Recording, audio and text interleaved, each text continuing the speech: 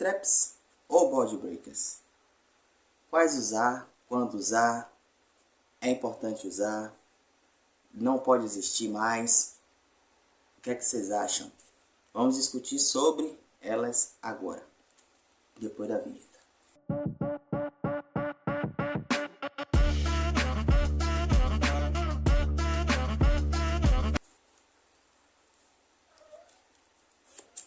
Fala, seus duelistas de quinta, tudo bem com vocês? Aqui quem fala é o Jal, mais um vídeo para o canal. E hoje nós vamos falar sobre a polêmica de board breakers e hand traps. O porquê delas existirem, um pouco da origem delas, a história delas no jogo e por que elas são tão necessárias para o jogo. E esse é o tema do nosso vídeo, beleza? Para começar, as hand traps, elas sempre existiram, né? Se vocês acham que a primeira hand trap foi a Dragoeja, vocês estão erroneamente enganados, porque a primeira hand trap que existiu no jogo é o Caribou. É isso aí, esse bichinho boludo aí. Ele tinha um efeito de quando você descartava ele da mão, você zerava o ataque de um monstro. Oh, não era grande coisa. Mas depois disso existiram várias hand traps. Dragoeja,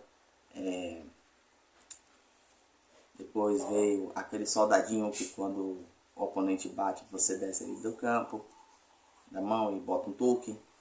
E aí veio as hand traps de fato que a gente conhece hoje, né? Uma delas é a Velha, que foi lançada no 5DS. E depois veio algumas outras. E por fim, a fatídica coleção que saiu a Ghost Ogre, né? E a partir daí a gente teve Ogre, depois Ash, depois Belen e por último Amon. Okay? E mais uma porrada de hand trap que veio nessa leva aí. Nibiru e companhia. Então, as hand traps, elas geralmente são usadas em formatos, né, em que as trocas de 1 para 1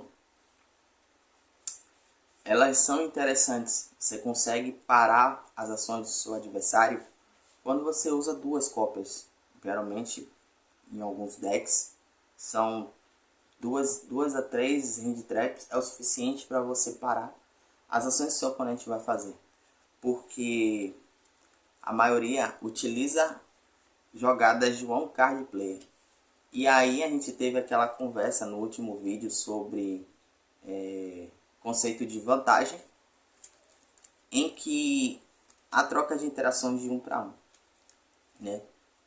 E as hand traps, quando elas têm esse formato, né, elas usam nesse tipo de formato, a mecânica de você usar uma carta interativa impeditiva no turno do oponente se torna mais atraente, porque o jogo acaba voltando para você e aí você acaba executando as suas jogadas. Você faz a sua play e você vence a partida ocasionalmente, porque você impede que o seu oponente faça um teto de jogada autossuficiente, cujo qual quando você for executar a sua jogada, ele te impede.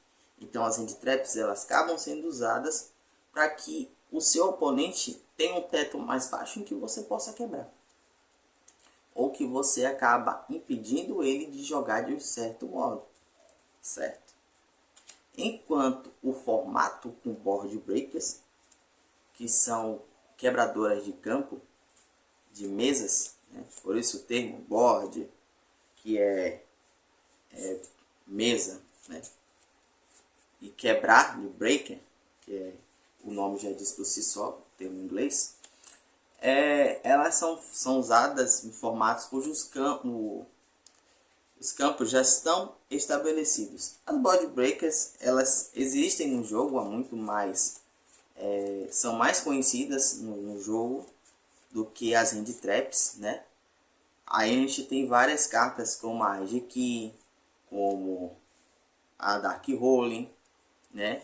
E aí veio outras cartas como Dark Runomori, Lightning Storm e outras cartas do gênero. Espanador de Pena da Arpia também está nesse bolo aí também.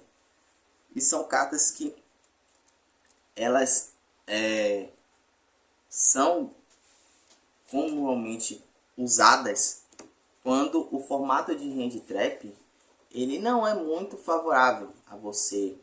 A mesa do campo que o oponente faz é tão opressora que não compensa você fazer as trocas de 1 para 1 utilizando as hand traps para tentar baixar o teto.